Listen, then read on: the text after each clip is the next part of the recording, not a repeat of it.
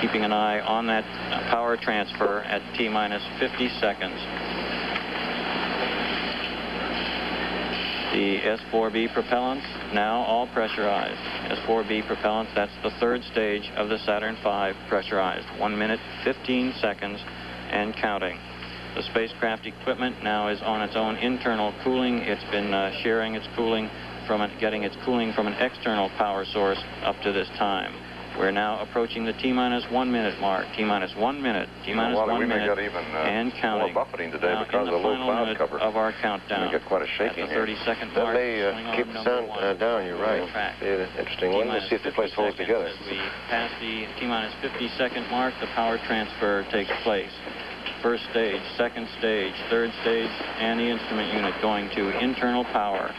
T-minus 37 seconds, and our count continues to go well. We'll be looking for an ignition of those 5 first stage engines at the T-minus 8.9 second mark. We've passed T-minus 30, T-minus 25 seconds and counting, and Apollo 13 is go. T-minus 20 seconds, T-minus 20 seconds and counting. 17, guidance release, 15, 14, 13, 12, 11, 10, 9, 8. Ignition sequence has started. 6, 5, 4, 3, 2, 1, 0. We have commit and we have liftoff at 2:13. The Saturn V building up to 7.6 million pounds of thrust, and it has cleared the tower. Running out of time. Mission control. Here we go.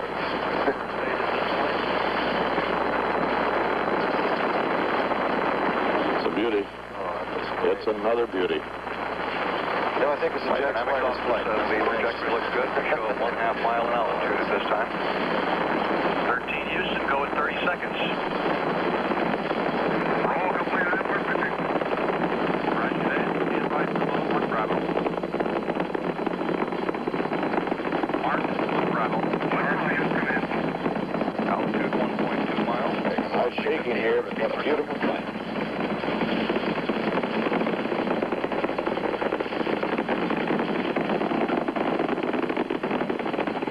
For a long way, that cloud cover isn't interfering yet. No, it's just almost getting into it. There it is. 13 Houston, go at 1. We show the captain relieving. 13, roger. And at 1 minute 10 seconds, we show an altitude of 4.1 nautical miles. Downrange 1 mile.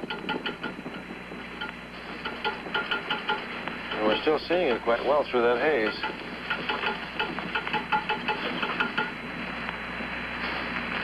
All sources continue to report where we go. The trajectory on our plot boards is right on the pre-planned line. It's a good one. Looks like a very good one. There, you can see that. And the booster engineer reports we're now through the region of maximum dynamic pressure, and we're go. That's one of the areas you worry about, is that maximum dynamic pressure, because every bit of that outer surface is sensitive to this tremendous pressure that builds up due to the velocity in the atmosphere.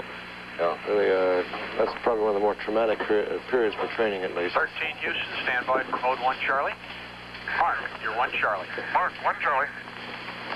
Oh, And good 13, communications. you're go for staging. Go for station, roger. We're EDS, manual. Altitude Everything. now 17 miles, coming up on staging. Everything right on time.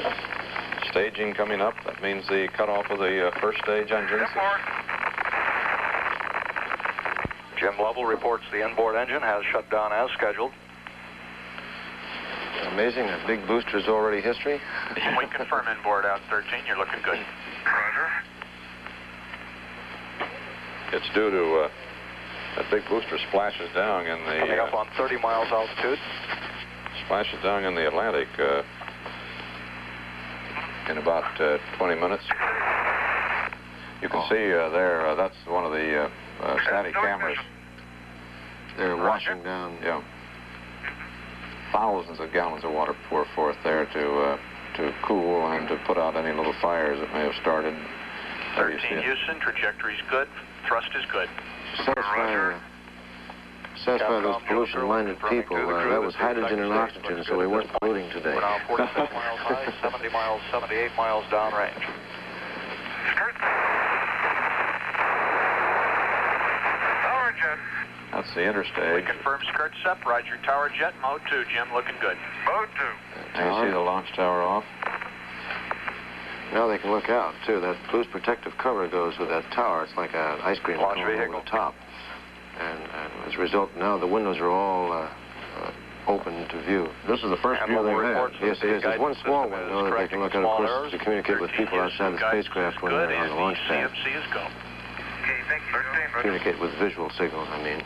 And now all of a sudden there are two guys that are looking at that same beautiful view you've been hearing us all talk about. And Coming it up really now in is a 4 beautiful minutes. view. We're now at an altitude of 63 miles.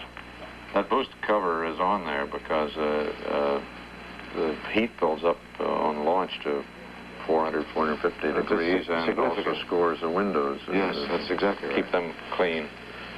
You know, another interesting thing that maybe not many people realize is that the men are actually heads down at this point. They go into Earth orbit with their heads down, so it's sort of like flying through the top of a loop as you go into orbit, which is a rather unusual attitude.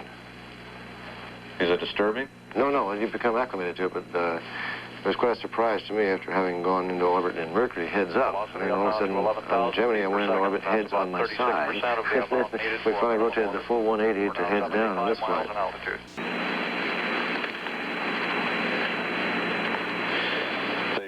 That first stage, which 22 is now miles downrange now. The ECOM reports About 5 minutes. You're looking perfect. Over. 13, Roger. Our ECOM reports that the cabin pressure is sealed at 6.1 good pounds, which is communication normal. too. Nice, clear. We're now 250 miles downrange, altitude 81 nautical miles. That first stage booster is going to plop down the Atlantic about 402.5 miles. They've got it pinpointed exactly downrange from here in another 5 minutes.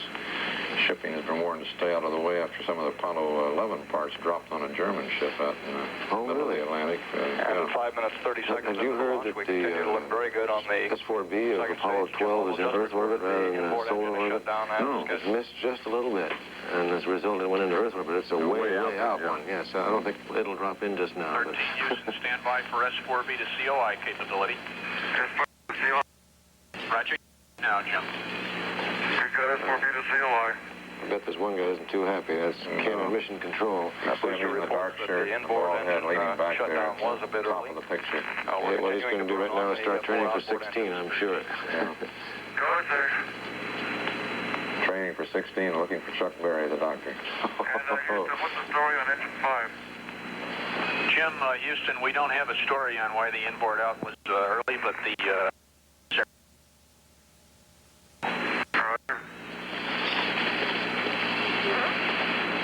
Apparently had an early shutdown on inboard. I'm not sure if he's talking the second stage or not. Actually, the second stage is capable of compensating unless it was a very early. Oh, yes, indeed. That's an interesting thing, in fact. At 6 minutes, 40 seconds. It's still looking good. Your gimbals are good. Trim is good. The 5 engines of the first stage, of course, are required to complete the total mission, but if one of those fails at a certain point in time, the other 4 can maintain enough lift for the vehicle to continue on. Time 8 plus 3.8 nominal. S2 cutoff time 9er plus 4.8. Over. Roger, nominal on the level sensor, 948 on the S2 cutoff. That's affirmative, and stand by for S4B to orbit. Mark, you have S4B to orbit, Jim. Roger, we have S4B to orbit.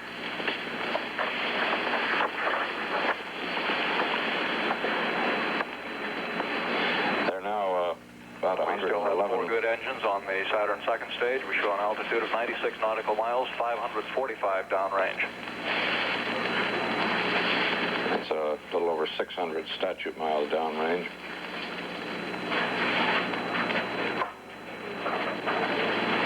And at 7 minutes, 45 seconds, booster reports we are go. All 4 engines remaining looking good. Great.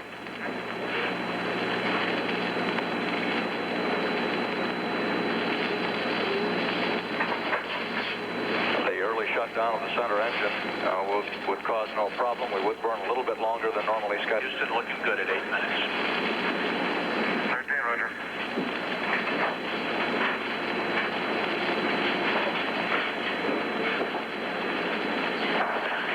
That is the inboard of the second stage then. Yeah, it just means you burn longer on the remaining 4 engines. The same propellant, of course, is available. So you just run it through 4 engines in lieu of the 5th. The fifth engine that's shut down is not wasting fuel, in other words. If another shut down now, though, they'd... That'd make it a rather bad day. They wouldn't. Yeah. So the S4B might get them into orbit. But it would not have enough fuel left for the lunar mission. All four remaining engines That's looking good. meant by the S4B capability. Yeah. Apollo 13, Houston, Mark, level sense on. Mark, level sense arm, Roger.